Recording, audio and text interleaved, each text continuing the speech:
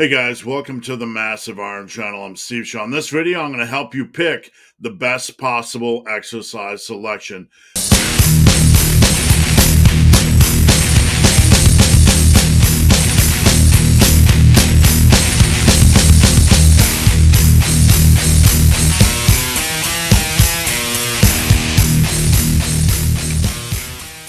Before I get into that topic, if you have any questions or comments, drop them down below. The best topic ideas I turn into videos just like this. All right, we're going to talk about exercise selection. I'm going to go over a few slides. We're going to talk about how to pick the best exercises, how to maximize your programming, and what to consider when it comes to exercises and a progression opportunity. So let's dive in. Slide number one, I have exercise selection. You want to pick exercises with a quality progression window that also feel right for your body. These are the two cornerstone principles. You want to have an exercise that you can progress on, that you can get stronger or that can become more challenging over time. And it also has to feel right for your body. So let's dive into that a little bit. A progression window. What is a progression window? Think of it as a window of opportunity. A bigger window of opportunity means you can apply progressive overload for a longer period of time. So, like a bench press, for example, you can go from maybe starting at 95 to all the way up to 365, right? Really, the sky is the limit on that lift. It really, if you continue to push or you continue to remain hungry for progression, you can pretty much continue to get stronger and stronger and stronger over time. So that has a real wide window of opportunity, or a longer window of opportunity, if you will. Whereas something like side lateral raises, and we'll get into how to use these types of exercises. A side lateral raise has a smaller window of opportunity. You're really not going to progress much over the long run. For me, on side lateral raises, after about a couple of years, I capped out. Kind of the same thing for exercises like leg curls, etc. So again, a bigger window of opportunity means you can apply progressive overload for a longer period of time. Now, what do I mean when I say exercises that feel right? We have to be really careful when we talk about feelings and exercises, because it can be easy to insert exercises in that are easy, right? That feel easy. We're not talking about easy exercises here. We're talking about exercises that treat your body okay, that provide a decent amount of stimulus. So, exercises that feel right. This is a quality exercise that makes sense for your limb lengths and leverages. We'll dive into that in just a second. Doesn't beat up your joints and provides a reasonable feel. So, some of you have longer arms. Some of you have shorter arms. Some of you have longer legs. Just with your limb lengths and leverages, some exercises might feel worse than others. Let's take like a barbell row, for example. You have the barbell row where you're basically rowing with the bar off the ground. Then you have the pendlay row variation where you're pulling from the ground. And then you even have the Yates row variation. We could also toss in to that family a T-bar row, which is kind of basically the same thing with an anchor point. For some of you, pulling off the ground is going to feel better. For some of you, it's going to put more stress on your lower back because of your limb lengths and leverages.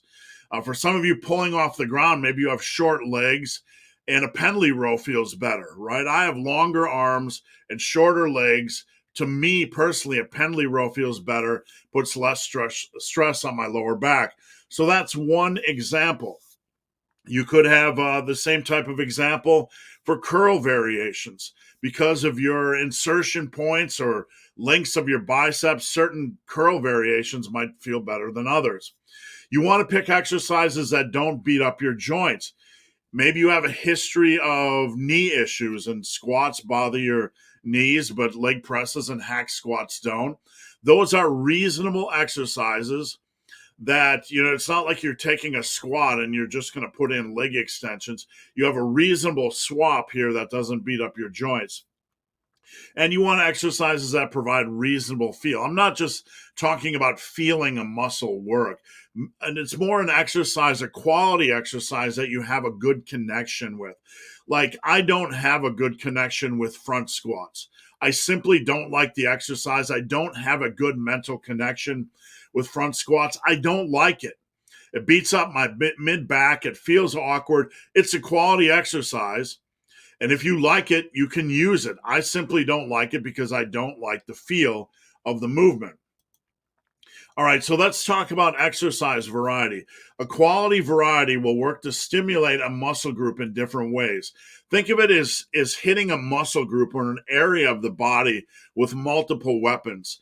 Every exercise is going to hit a muscle group a little bit differently. It's going to be a little bit more nuanced because of the setup, the barbell, the dumbbell, the machine, the leverages on the machine, so on and so forth. So if we want to maximize hypertrophy or the muscle building process, hitting a muscle group with multiple weapons is only going to work.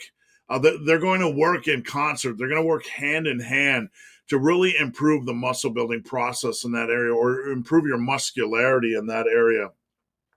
Try to use a mix of barbell, dumbbell, machine, body weight, and cable exercises where applicable for a body part or an area that have a quality progression opportunity. Now, pet exercises. You can toss into your program a few exercises that don't make sense, right? Use the 80-20 rule. Try to use 80% of exercises that are super quality, and don't hesitate to toss in an exercise or two that might not make sense or might not appear optimal to someone looking at your program. At the end of the day, we can put in some pet exercises or some fun exercises that might not make sense to the general public because this isn't life or death. It's just exercise.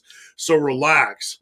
But if you work in an exercise that we consider a pet exercise, a fun exercise, or an exercise you simply like, try to work it in a way that will contribute to overload. Maybe a superset. Like, I like to do push-ups, but at some point I can do 20 or 30 push-ups and I'm not getting a lot of value. I'm not getting any more overload out of a push-up set, right? So how do I work that in to contribute to overload? Well, one thing you could do is work it in as a part of a superset with dips. Does that make sense? You can take an exercise, get creative with it, and still have it contribute to overload. All right, so what about finishers? Finishers, you can pepper in finishers and intensity techniques when you have the energy on a given day.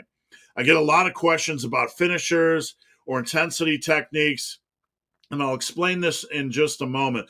What is an intensity technique? Let's say you want to do a drop set on dumbbell bench. Let's do it on the last set when you have energy on that given day. You don't have to program it in every single day. You can, but you don't have to. You can pepper in finishers and intensity techniques when you have energy on a given day. They work well at the end of a workout or after the last set of an exercise. So let's say you're doing cable tricep extensions and you have 3 straight sets programmed in. You can do your first 2 sets and then say, hey, I have energy today. I'm going to do a run the rack on my last set of cable tricep extensions because you have the weight stack and you can just move the pin around. You can put those in finishers and intensity techniques and drop sets and maybe even toss in a bonus superset or giant set or whatever at the end of a workout, at the last set of an exercise when you have the energy. So there you guys have it. That's about it. That's exercise selection, how to maximize your exercise selection. If you have any questions or comments, just drop them down below. So guys, hope this video has been of some help. If you have any questions or comments, drop them down below. If you made it this far in this video and have yet to subscribe to my channel, please do. I'd appreciate the support. So guys, as always, thanks for watching. Have a great day.